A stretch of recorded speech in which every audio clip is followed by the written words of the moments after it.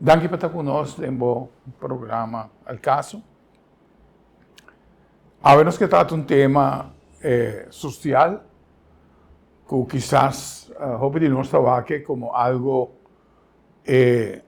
para fora de lo que está normal para nós aqui na Aruba. Sobre nós por tomar nota, que para lo que está 2026, já acaba a tomar lugar vários suicídio. E nós sabemos que viaja, suicídio está o passo final de uma pessoa que está sofrendo de depressão. Generalmente. Sei, que tem gente que está perdendo a vida salvando outro gênero. Sabendo que não está morrendo.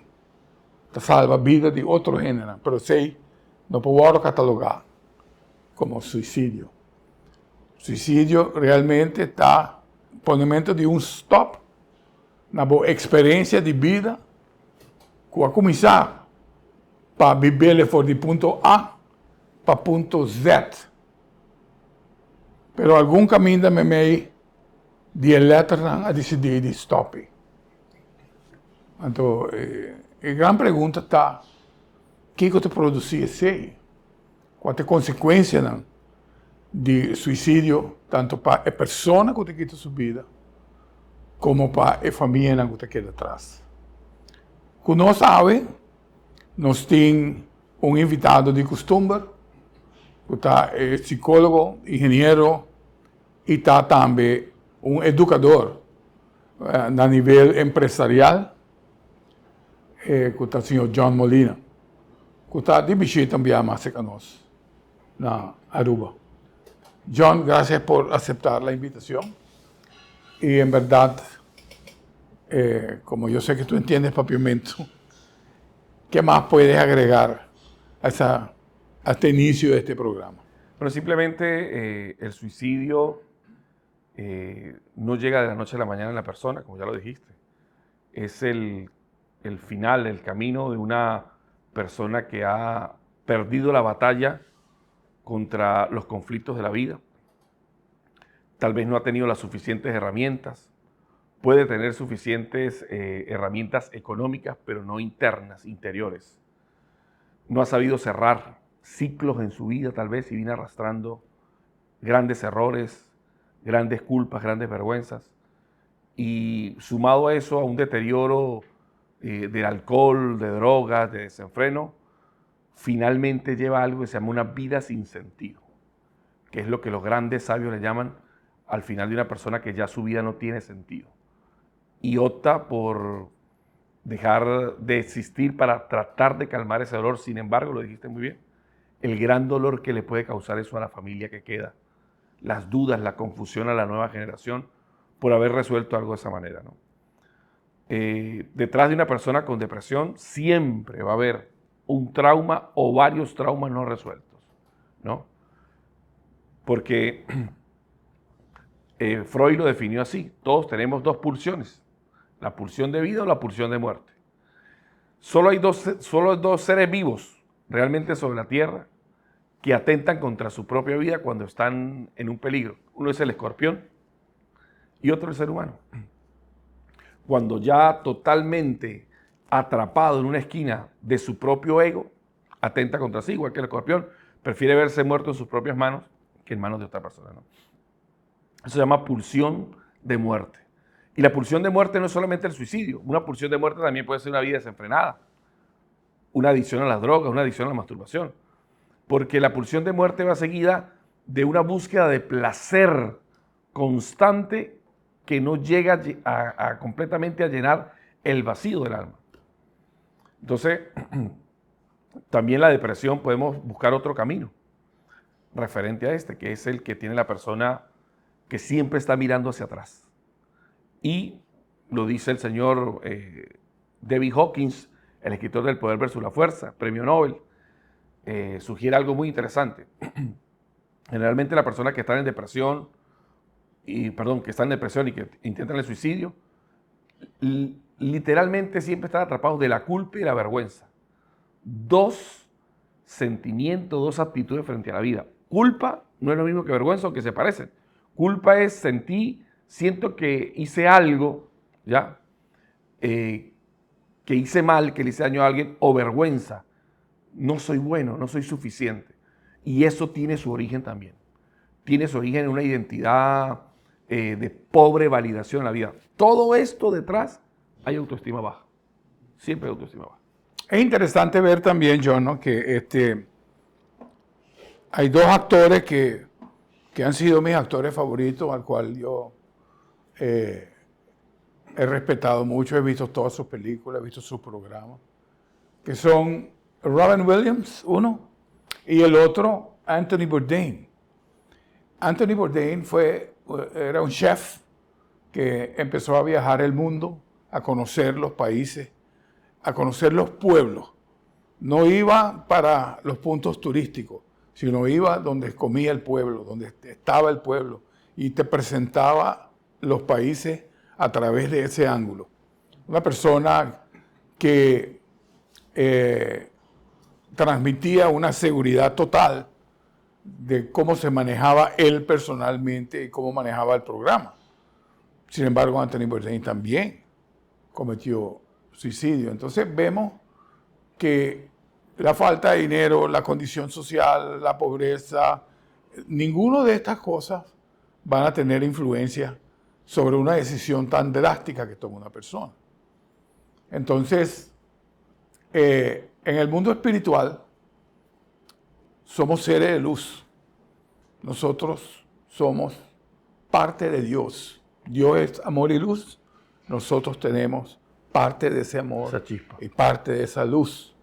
Y las personas que se suicidan, muchas veces la sombra que lo embarca ya no lo deja ver la luz.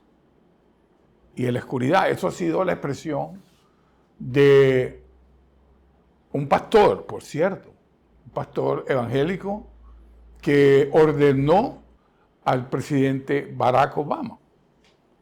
Su hijo, un hijo de un pastor, cometió suicidio. Entonces vemos también que a pesar que tú puedes estar apegado a la fe, a la religión, tú estás vulnerable a poder sufrir de depresión. ¿Cómo lo ves tú desde el mundo psicológico? ¿Cómo ves tú eso? Bueno, por lo menos mi perfil no solamente es de lo psicológico, yo también pienso que la espiritualidad juega un papel importante, ¿no? Porque si a esto vamos a poner un contraste a lo que está diciendo. Me gusta también, pensé que iba a nombrar a David Carradine. Ajá, sí. Que también Y es un fíjate, actor bueno. el Kung Fu. Kung Fu, Sí. Trascendencia. Sí. También está, bueno, Robin Williams. Pero cuando uno ve la historia de Robin Williams, está retratada en la pantalla grande. Todas sus películas fueron de trascendencia, de luchar para ser aceptado. Hombre Bicentenario, Sí. la señora Don Mayer, también vemos Jumanji. Todas las películas que hizo Hablaban de su vida. hablaban de su vida. Por eso era que proyectaba muy bien la emoción y el sentimiento de ser aceptado. Por lo menos Hombre Bicentenario, que hasta el final luchó por ser aceptado, ¿no? Entonces, uno puede ver que a veces la vida retrata como una gran pantalla lo que la persona está sufriendo. Quería hacer reír a la gente, pero él mismo sufría de mucha depresión y tratar de llenar los vacíos del alma, ¿no? Porque el contraste que quiero colocar es que una persona que hacía reír, que tenía dinero, ¿qué le podría faltar en términos económicos, de reconocimiento y de productividad a este hombre? Tenía dinero, tenía fama, tenía proyectos. ¿Qué le podía faltar desde lo que nosotros conocemos como el punto de vista humano a esta persona para ser feliz? Se dice que escribe una frase antes de morir que dice que no hay nada peor para un hombre que estar solo, que estar con alguien o con personas que lo hagan sentir solo. La soledad es uno de los factores que están siempre ligados a la depresión, ¿no? Pero por eso le digo, el contraste más grande, el holocausto nazi. Dice que pasaban la gente, los militares alemanes, y le decían dice que los judíos se pinchaban los dedos con agujas y se echaban sangre para verse de color. Y los alemanes decían, pero esta gente tiene muy buen color. O sea, hacían todo lo suficiente y necesario por sobrevivir. Y casi todos los sobrevivientes del holocausto nazi que no entregaron su voluntad para morir allí, tenían algo en común. Se hizo en el libro, está en el episodio de la logoterapia, el cuarto camino de la psicología, que es el señor Víctor Frank, sobreviviente del holocausto nazi. Él dice que todos tenían algo común, todos decían, cuando salga aquí voy a aprender un instrumento, cuando salga aquí voy a montar una panadería, cuando salga aquí, el mismo Víctor Frank, voy a montar una academia de psicología, voy a desarrollar un nuevo enfoque psicológico. También se puede ver como crear la realidad a través de la expresión. Esa es una. Eso va acompañado Exacto. de la persona que va a salir adelante, pero Sí. todas tenían algo en común, que ninguna de ellas, o todas ellas, perdón, tenían una visión de futuro, tenían un sentido de vida más allá de las circunstancias. Que estaban, sí. Ahí decía Víctor Frank, pueden quitarnos la libertad física, pero nunca la libertad interior, nunca la libertad de querer vivir. Entonces, cuando nosotros hablamos de una persona en depresión, Podemos agregarle, John, quizás, la condición que por el hecho de enfocarse al futuro y a una tarea que va a cumplir, sería la de ignorar la condición en la cual estaba viviendo. sí, Y no se concentraba en eso, Claro. sino se enfocaba más bien por lo menos en lo que la vida va a ser. para Víctor él. Frank tomaba como argumento que todo eso que estaba ocurriendo lo iba a documentar para saber quiénes sobrevivían. O sea, en medio de la situación difícil, en lugar de verlo como un caos, lo vieron como una oportunidad para crecer, para avanzar. Uno dijo que el hambre que aguantaba y se voy a montar una panadería cuando salga de aquí. Claro. Entonces, la cuestión es con qué se conecta la gente, con el faltante, ¿sí? O con la oportunidad. Exacto. Como lo que siempre vemos, porque es una percepción de realidad cuando ponemos el vaso Medio por la mitad, lleno. medio lleno, medio vacío. Vacío. El que está viendo lo medio vacío, está viendo una parte de la realidad, pero no toda la realidad. Sí. Porque está viendo es lo que hace falta. Entonces, el que está viendo lo medio lleno, está viendo es lo que hay, el contenido, con lo que se puede hacer algo. Entonces, el problema de la sociedad moderna es que nos han fabricado tantas necesidades artificiales que la materia, cuando estamos llenos de toda esa materia, después nos viene un sinsentido. Ya viajé, ya conocí, tengo dinero, ¿ahora qué? Y lo acabas de decir, somos seres de luz. Tenemos un alma que también hay que alimentar. Esa alma se siente sin sentido. Entonces la persona ha llenado muchos placeres, pero nada en el alma, nada en el intelecto realmente para la vida, vivió solo para él. Entonces viene eso, ¿no? Viene eso. Y sin duda alguna que otro elemento que acompaña a la depresión tiene que ver con mirar hacia el pasado, ¿no? Ese vaso medio vacío del pasado, de lo que no hice, de lo que me dijeron, del dolor. Y aquí viene la palabra que psicológicamente llamamos trauma. Un trauma es una situación difícil que rompe nuestra identidad, nos quiebra, nos quita como una mandarina, nos quita las cáscaras y nos desnuda frente a la vida y nos hace sentir vulnerables. Pero ese trauma no es solo lo que ocurre, sino de qué me desconecta en la vida. Por ejemplo, un chico que ha sido rechazado o abandonado del padre, ¿ya? De la infancia, ese trauma que tiene, no solamente el papá no ha estado, lo desconecta de la confianza del hombre más importante, una mujer que ha sido abusada del papá. No solamente fue el acto carnal que le hicieron, sino de lo que la desconecta, la desconfianza de los hombres. Y viene arrastrando esa identidad. Y tú dijiste algo que yo no solamente lo creo, lo podemos incluso hasta probar en la vida real. Tenemos una resonancia, tenemos una fuerza, un campo electrofisiológico, se le llamó así, antes se llamaba aura. Con lo cual resonamos y a veces nos encontramos con gente, ¿sí?, que detona o toca esos traumas en nuestra vida, que son nuestros grandes maestros, ¿sí?, que nos hacen sentir dolor, que nos hacen sentir sin sabor, sin sentido. Pero realmente, de acuerdo a las escuelas psicológicas más profundas, Gestalt, psicoanálisis, esa situación que estamos viviendo es necesaria vivirla para sanar el trauma original, pero no nos damos cuenta y seguimos repitiendo una y otra vez el patrón, hasta llenarnos más de vergüenza, más culpa, más memorias, pero nunca de sanidad. Entonces, lo que estamos viendo en el fenómeno social en Aruba, en Venezuela, son personas que frente a una situación difícil podían tener dinero, pero no tenían herramientas internas para renunciar a esas cosas, a ese dolor. Ya, se dejaron cargar. Y hay herramientas psicológicas para eso.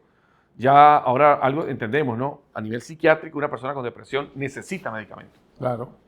Pero Sí. una persona puede evitar vivir en depresión. Puede evitar vivir a llegar a depresión. Y todo lo que hay, desde la situación difícil, el trauma, hasta vivir una vida llena de amargura y insatisfacción, pasó por varias etapas, que es lo que Daniel Goleman llamaba la desregulación emocional. ¿Ya? Cuando, por ejemplo, una persona tiene ira o tristeza, el problema no es que se quede en la ira.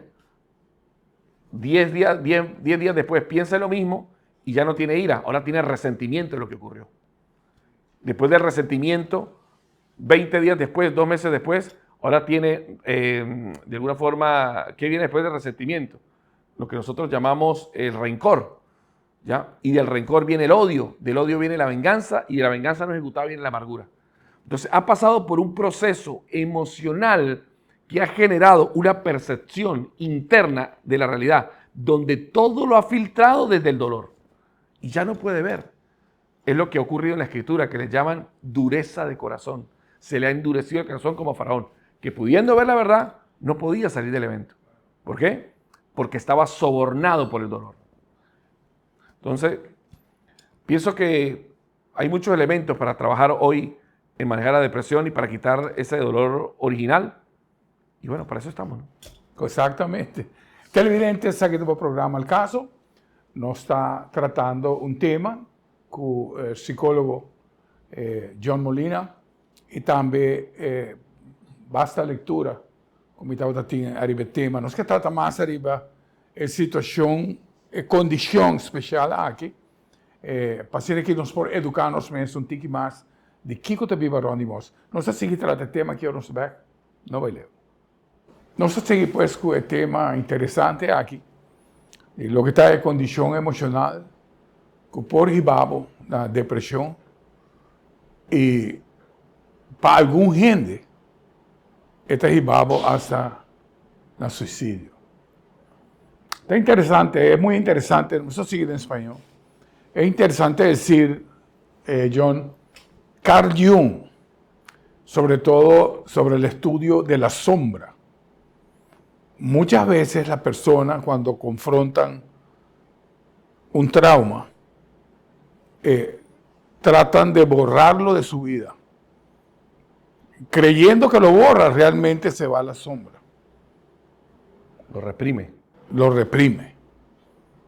Y se fue, no. Está ahí. Queda como una influencia en la vida de la persona. ¿Cómo tú puedes expandir ese punto? Sí, bueno, hay dos formas en las que todos nuestros contenidos que no aceptamos en nosotros, o lo reprimimos o lo negamos. Y cuando lo reprimimos o lo negamos, hay un principio de la termodinámica que dice que la energía ni se crea ni se destruye, solo se transforma. Se transforma. Por lo tanto, todo lo reprimido, todo lo que se reprime es como cuando uno agarra una pelota de básquet y la mete en una piscina y trata de sumergirla. En algún momento va a salir. Claro. A veces sale en forma de juicios hacia otra persona, pero no lo aceptamos en nosotros. Entonces, son ese tipo de personas que en todo lugar donde va siempre está viendo lo malo. A mí me pasaba un fenómeno muy raro, como psicólogo lo digo. A mí me caía muy mal, demasiado mal, Cristiano Ronaldo. Yo veía a Cristiano Ronaldo y se me dañaba el día. Decía, cambiaba el canal. Sí. Porque cuando decía yo soy rico, soy famoso, soy guapo, y decía, pero qué tipo tan arrogante. ¿Por qué habla así? Pero entonces me apliqué la fórmula de Carl Gustav Jung. Corrijo en mí lo que me molesta de ti, que es mirarme, la metacognición de observarme a mí mismo, para tratar de abrir mi campo intelectual y anímico y tratar de sanarme. No era mentiras, me caía mal. ¿Pero por qué me caía mal? ¿Era mentira que era rico? No, es rico. ¿Es guapo? A lo mejor sí sea guapo para las mujeres. ¿Pero es famoso, buen jugador? Sí, no hay problema. Ni me conoce, ¿por qué me tiene que caer mal? Porque hay algo en mí que está reprimido o negado. ¿Y qué era? Me puse a pensar. Pues yo crecí todo el tiempo en un movimiento donde nos enseñaban que cuidado y tú hablas bien de ti. Que te alaben los labios extraños y no tu propia boca. Yo creo eso. Sí. Yo creo que uno no debe buscar los aplausos de la gente. Pero estaba tan reprimido eso dentro de mí, tan negado, que al verlo en otro, lo señalaba y lo criticaba. Cuando entendí que hablar de la potencia que tengo, lo que he desarrollado, no es un mal ni es un pecado, es más bien una inspiración para otros jóvenes, empecé a hablar de lo que yo he logrado en mi vida, los libros que he escrito, de los viajes que he hecho, las conferencias. Tengo ya más de 800 conferencias hechas, viajo por el mundo y me permití hablar de mí. En psicología más de la calle le llamamos me saqué a pasear. ¿Te pudiste aceptar? Sí, sin negar lo que yo era y sin reprimirlo. En ese instante yo veo a Cristiano Ronaldo y ya no me cae mal. Y es más, lo veo como un tipazo. O sea, hay mucha gente que tal vez no con Cristiano Ronaldo, sino con áreas de su vida, la tienen negadas y reprimidas y van a aparecer en enfermedades porque ese dolor, esa rabia que tienen, lo estamos diciendo en el corte, las rabias, las tristezas, no solamente afectan emocionalmente, es que la bioquímica del cuerpo se ve afectada. Exacto. La rabia afecta el hígado, ¿sí? La tristeza afecta los ritmos del corazón. Entonces, personas que tienen muchos apegos al mundo material o mucho miedo al mundo material, como decía Sartre, no es lo que te ha pasado, ¿sí?, lo que te condiciona, sino cómo respondes a lo que te está pasando. Pero cuando no tengo herramientas, sino que estoy viviendo desde el ego, esa gran construcción yoica que solo quiere placer y que cuando viene un momento difícil, inmediatamente lo que entro es en zona de victimización. Y la zona de victimización, lo que estaba diciendo en el mapa de la conciencia, que es mi libro nuevo, tiene por lo menos 7 emociones, que lo estamos hablando ahorita en el corte, 7 emociones, que si no me logro mover de esas 7 emociones, voy a enfermar sí o sí. Mi sistema inmunológico no se hizo para estar en esa dimensión. Y la primera, la más baja, vergüenza, culpa, resentimiento, ira, anhelo. Y la séptima, que ya como la parte donde parte en lo que es una persona enferma y una persona sana, se llama coraje. Es el punto en el que nosotros les enseñamos en terapia a la gente a salir de la víctima. La víctima es la persona desde la sombra que siempre está encontrando a alguien a quien echar la culpa. En Venezuela sería el capitalismo, en cualquier lugar siempre hay algo. Un mal diagnóstico médico, una persona que me hirió, me engañó, y siempre quieren vivir de la víctima, porque sale más fácil. Y los judíos también. Los judíos como raza también siempre han sido víctimas de señalización. Y últimamente aún más. No, se está moviendo, se está elevando un antisemitismo en todo el mundo. Total. Todo. Entonces, y por eso lo nombra, ¿no? Creo que por eso lo nombra, ¿no? Porque aprender a moverse en la vida es el gran secreto, ocupar nuestro lugar sin apegarnos a un lugar. Decía el gran maestro Baruch Espinosa, que he tenido la oportunidad de visitar varias veces su casa allá en Den Haag, en La Haya, en Holanda. Él decía, hay 3 cosas que nunca debemos dejar de lado para trascender en la vida. Frente a cualquier situación, debo preferir mi paz interior para no caer en depresión. Primero, esta situación de pareja, de trabajo, de gobierno, de política, de Estado, no me permite desarrollar mi potencia. Estoy afectado constantemente en mi potencia de vida. ¿Sí? Me siento amenazado. Segundo, me trae penas innecesarias o me las evita. Me siento celoso, me siento traicionado, me siento ofuscado, me siento siempre ansioso. Tercera, esto me permite autorrealizarme como persona. Me permite estudiar una carrera, progresar. Si no me permite esas 3 metas superiores, dice que si una de ellas se ve afectada, tienes que ir de ese lugar. Pero la gente que no confía, ojo, porque el nivel 207, el nivel del coraje, es el nivel donde uno dice, ya basta, no más, porque sigo atado al pasado. Y ahí vienen las técnicas psicológicas que yo, que utilizo la escritura, la palabra de Dios, una de ellas en terapia cognitiva conductual se llama stop de pensamiento, detener el pensamiento. En la Biblia sería llevando cautivo todo pensamiento. Ya va, ¿por qué sigo pensando así? Otra vez voy a seguir pensando esto.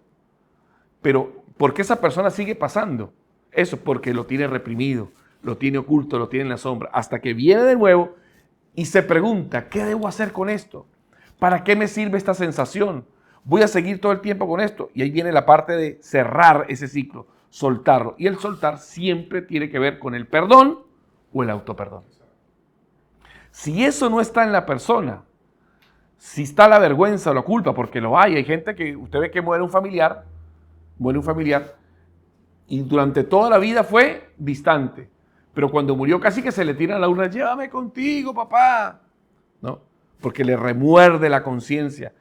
Y es difícil ahí autoperdonarse. Porque ¿cómo se perdona cuando ha sido un mal marido, cuando ha sido un mal hijo, cuando ha sido un mal padre? ¿Cómo se perdona a la persona allí? No lo saben, pero hay herramientas psicológicas. Es interesante agregar, yo lo he dicho varias veces en este programa, es el novenario de la religión católica, que ya no se practica. y que es muy importante. Tú ahora en la primera parte del programa dijiste que la energía no desaparece, cambia, pero queda presente. La persona cuando fallece, fallece el cuerpo, la energía queda. Muchos de los novenarios sirvieron para que las personas que estuvieron apartados uno al otro por muchos años, los novenarios era el espacio que daba durante los rezos para pedir perdón al muerto. Oye, perdóname eso. Hay psicólogos que inclusive pacientes con trauma ponen la imagen de la persona que le hizo daño en forma de un muñeco o lo que sea. Totalmente. Y recrea la situación de pedir el perdón.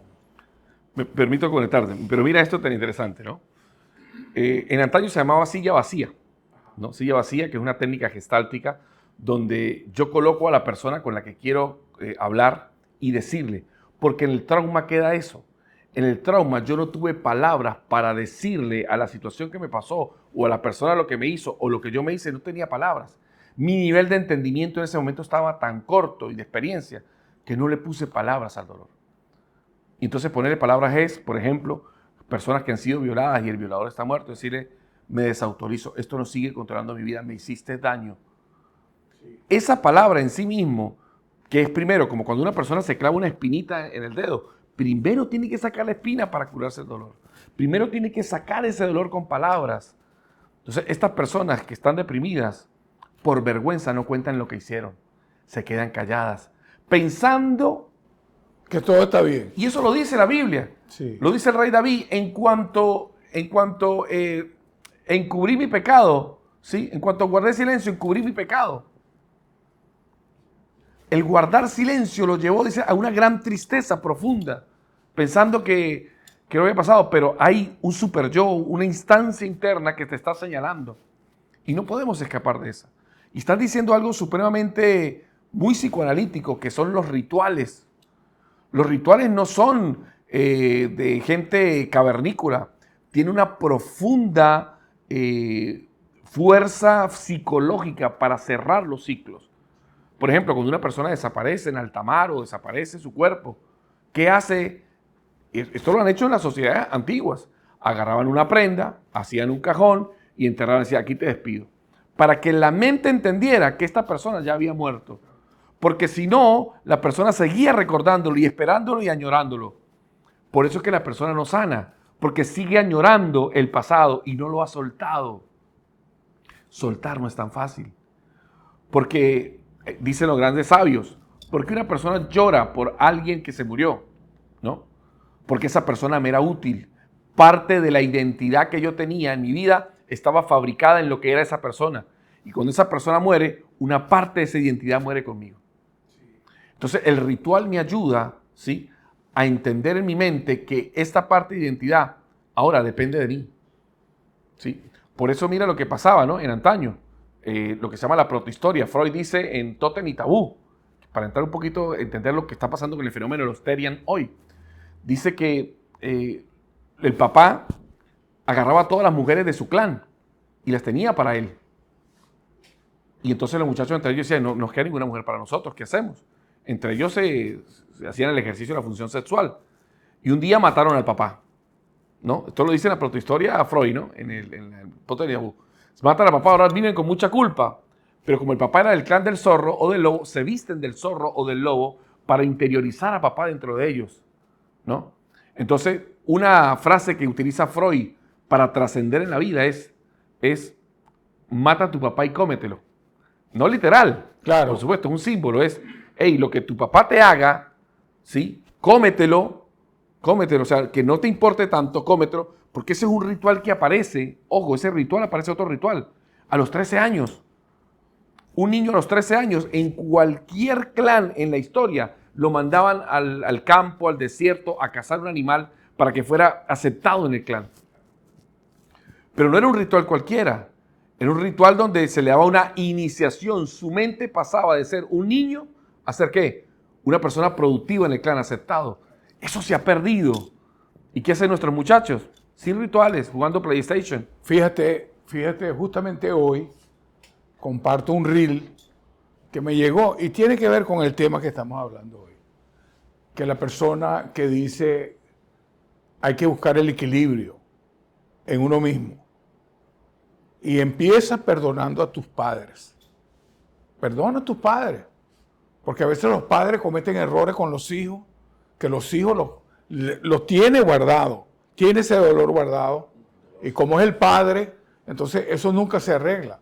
Y finalmente dice, perdónate a ti también, a ti mismo, para llegar al equilibrio. Entonces, tan importante poder ver, porque vemos que mucha gente no llega al punto de reconocer que el perdón es una herramienta sumamente importante. La más poderosa. Y tenemos los grandes egos, el niño de 4 años que te vive diciendo qué es lo que debes hacer y qué es lo que no debes hacer.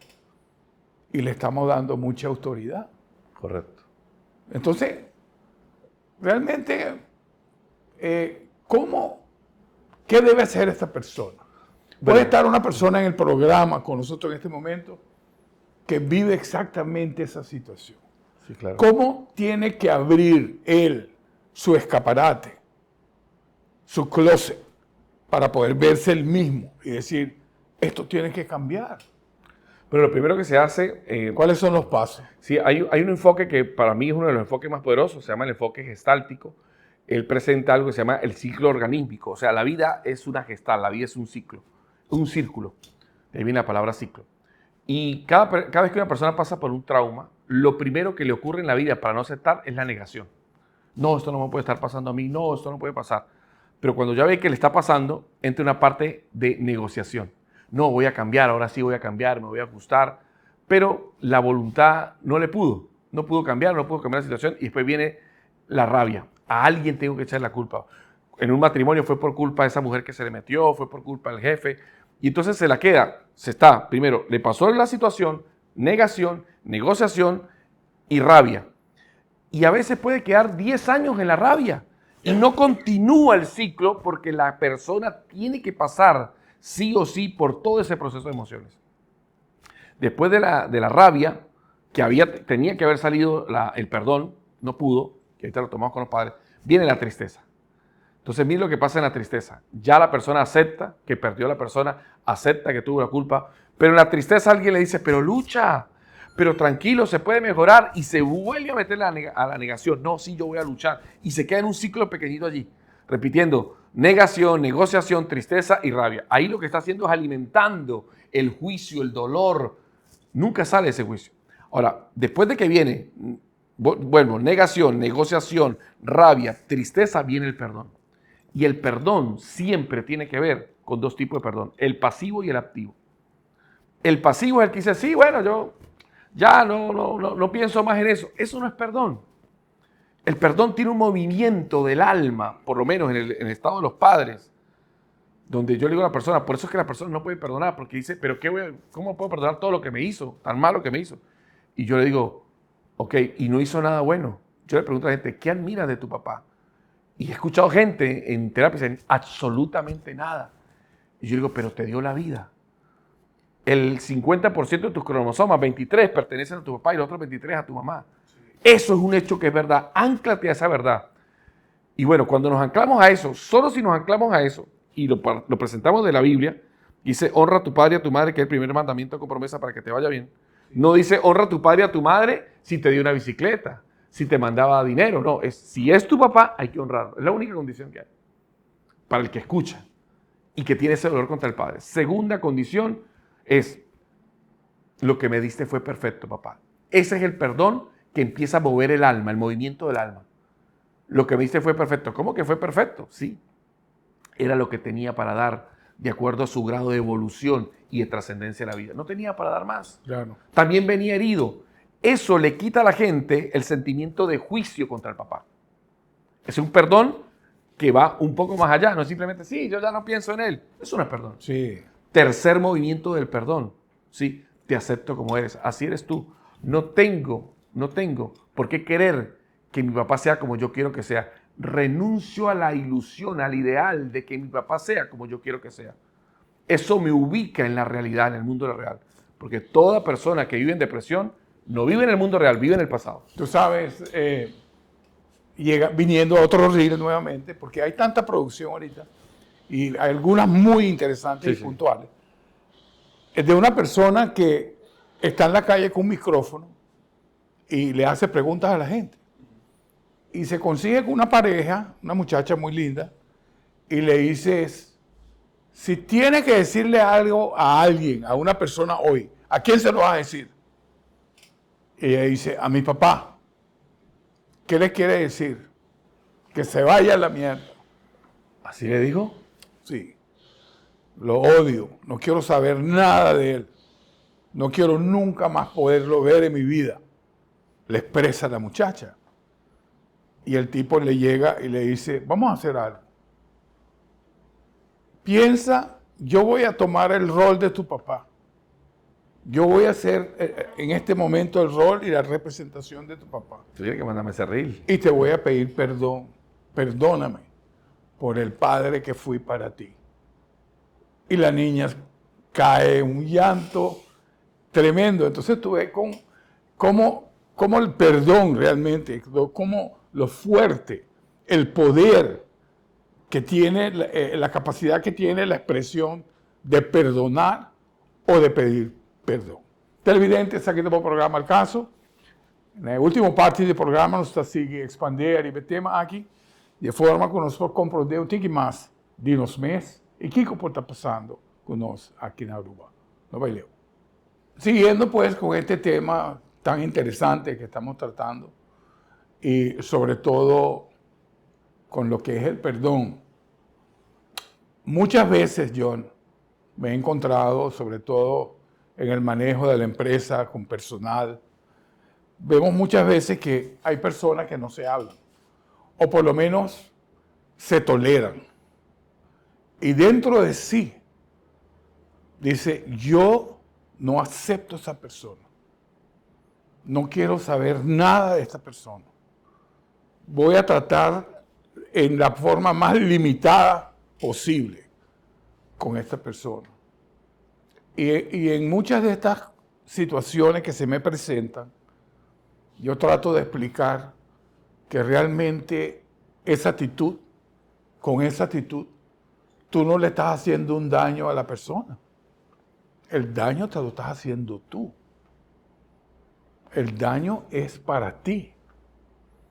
Y muchas veces, mejor dicho, la mejor condición humana que nosotros podemos tener en el momento de la muerte, que todos vamos a estar ahí, es tener un corazón liviano, donde no estamos guardando nada contra nadie y estamos en paz. Lo que no sabemos, ¿cuándo nos vamos? No sabemos. Y es precisamente estando en vida, tenemos que concientizarnos de esto. Pide el perdón a quien tiene que pedírselo. ¿Cómo más puedes tú ampliar el punto? Tocas una fibra de una frase que recuerdo que dice que una persona que tiene resentimiento o rencor hacia alguien es como tomarse un veneno uno y querer que la otra persona se muera. Exacto.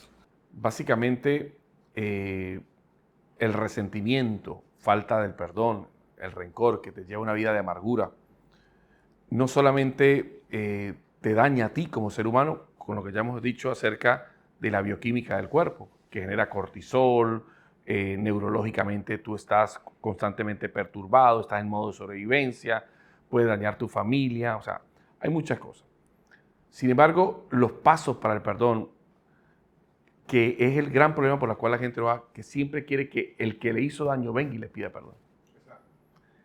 ¿Y si eso nunca ocurre? Si esa persona nunca te dice, mira, perdóname, me equivoqué, vas a vivir toda la vida con amargura. Entonces, ahí es donde uno entiende que el perdón se hizo con dos formas. Una para liberar a la persona realmente, pero también para liberarse a uno de esa recurrencia, de ese dolor. Lo más cubre de todo esto, cuando una persona no perdona y tal vez la otra persona desapareció de su vida, lo que sí he visto yo, como la vida es recurrente, la energía ni se crea ni se destruye, a veces se transforma, aparece otro personaje similar a esta persona.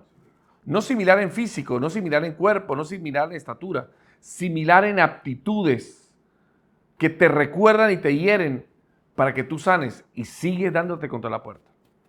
Entonces, una persona debe aprender a leer las informaciones que la vida le está enviando. La vida no puede hablar más claro. Totalmente, totalmente. Entonces, estamos en un analfabetismo espiritual. Y no es casualidad tampoco. No, nada de eso, no es casualidad. Entonces, estoy luchando y peleando contra una parte de mí mismo que no quiero corregir, que es mi resentimiento.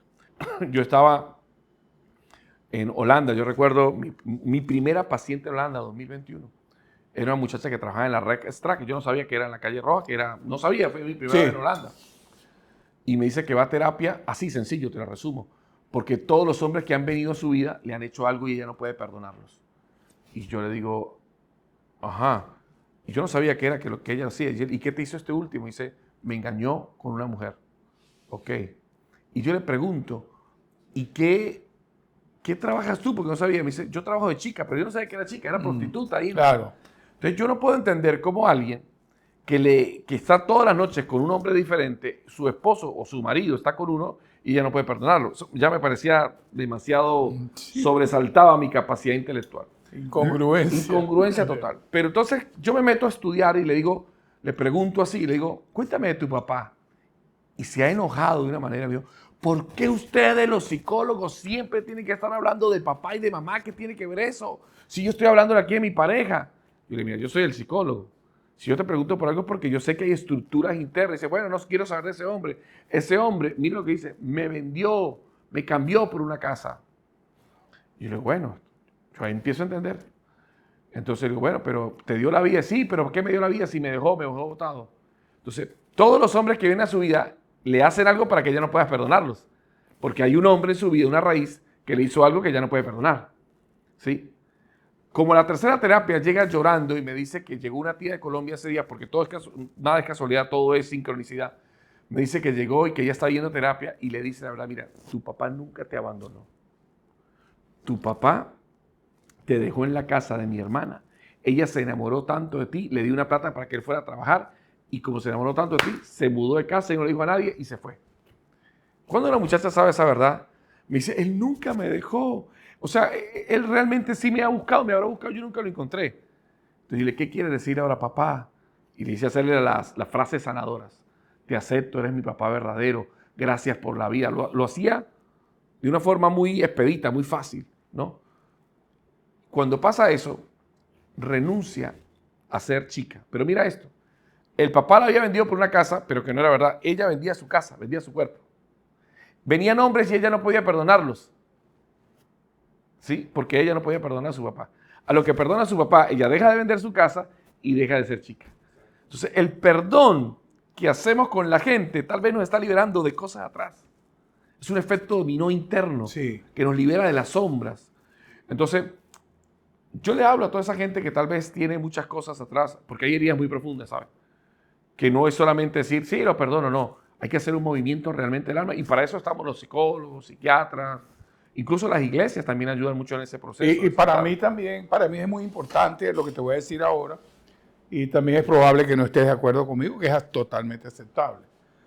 Por eso el ángulo de la reencarnación, cuando uno empieza a estudiar el concepto de la reencarnación, por qué nosotros tenemos que vivir vida, entonces nos damos cuenta que antes de nacer sabemos en qué hogar vamos a estar y sabemos cuáles son los obstáculos que vamos a enfrentar.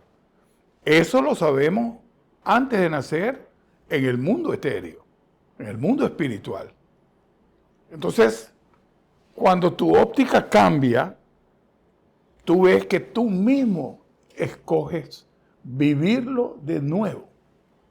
Claro. Te voy a contar un caso que esta persona no quería saber nada de su mamá, porque su mamá se fue de su casa como joven, se fue de su casa, la tuvo a ella, vivió una vida de chica y la mamá fallece cuando ella tenía apenas unos meses. Y esta persona siempre pensó que su mamá no la quería y que la había regalado y no quería saber de su madre.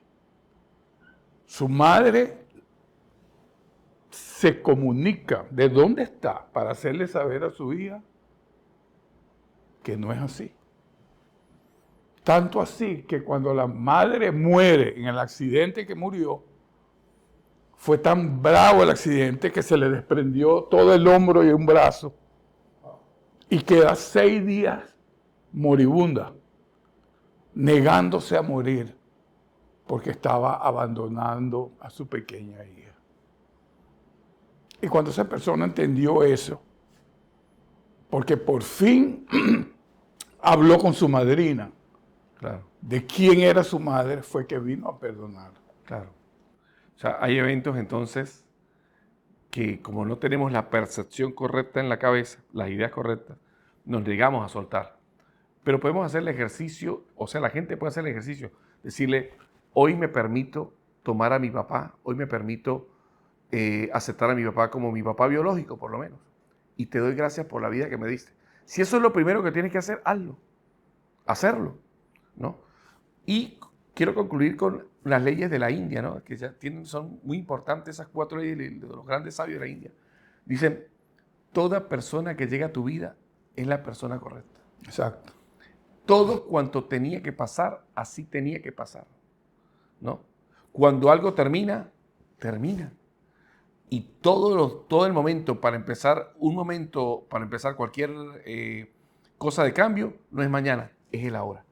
O sea que si usted quiere realmente liberarse de depresión, ansiedad, exceso de futuro, exceso de pasado, hoy es un momento oportuno. Es un día para cambiar. Hoy es un día para cambiar. Ahora, este momento es el momento para cambiar. ¿Cómo se puede agregar lo que te voy a decir ahora en lo que tú estás exponiendo? Tenemos que vigilar qué sale de nuestra boca. Porque muchas personas cuando tienen rabia, continuamente están alimentando su rabia a través de las expresiones que ellos mismos quedan haciendo. Y no reconociendo que el daño que te lo estás haciendo tú a ti, a tu propia persona. El empezar a modificar tu expresión y empezar a ver la gratitud como algo que aún no lo tienes, pero que lo vas a tener ya. Y vivir como si ya te lo dieron. Empieza a cambiar tu persona. Bueno, para terminar, el señor David Hawkins dice en el libro Los mapas de la conciencia, cuando una persona llega a la gratitud y a la alegría, está en el nivel de 700 MHz. Su influencia es tan grande que puede elevar casi a 500.000 personas a nivel de 200. Wow. Entonces no tenemos suficiente gente. Pero si empezamos a practicar en Aruba la alegría real, no la alegría del alcohol, no la alegría de la droga, no la alegría de la prostitución, no, la alegría real. El gozo. El gozo real de una bondad, de un nivel de justicia, de un nivel de verdad. Vamos a cambiar, vamos a transformar nuestra sociedad. Entonces, la distancia para que una persona se deprima y termine en suicidio está en el hombro de un amigo, donde te dice, ¿qué está pasando contigo? Vamos a caminar, vamos a hacer deporte, mira, vamos a conversar. Tan sencillo como eso. Y dejar de encerrarse. Una persona que se encierra está renunciando a uno de los elementos más importantes que tiene. Somos seres gregarios. La oxitocina de un amigo hace que mi sistema inmunológico, ojo, y si mi sistema inmunológico está bien, mi creatividad está bien. Por lo tanto, si mi creatividad está bien, voy a ver alternativas. Cuando una persona está en tristeza, no hay creatividad. Está hundido en el pensamiento duro, pensamiento de vergüenza, que no les queda otra cosa que tomar pastillas o renunciar a la vida, que también es una forma de suicidio. A más largo plazo, pero suicidio igual. Llegamos al final del programa, John. Te quiero agradecer inmensamente por haber tratado este tema conmigo. Pude aprender mucho de lo que tú siempre presentas en este programa. Y el deseo profundo mío particular que esa palabra lleguen oportunamente a todos aquellos que lo necesiten en este momento. Muchas gracias, John. Hasta otra oportunidad. Então, está na casa, de forma que não se chega ao final de nosso programa de acaso. Danke para mira, danke para escuta. E seguro para invitar para outro programa de acaso, de outra oportunidade, de outro viagem. O Deus que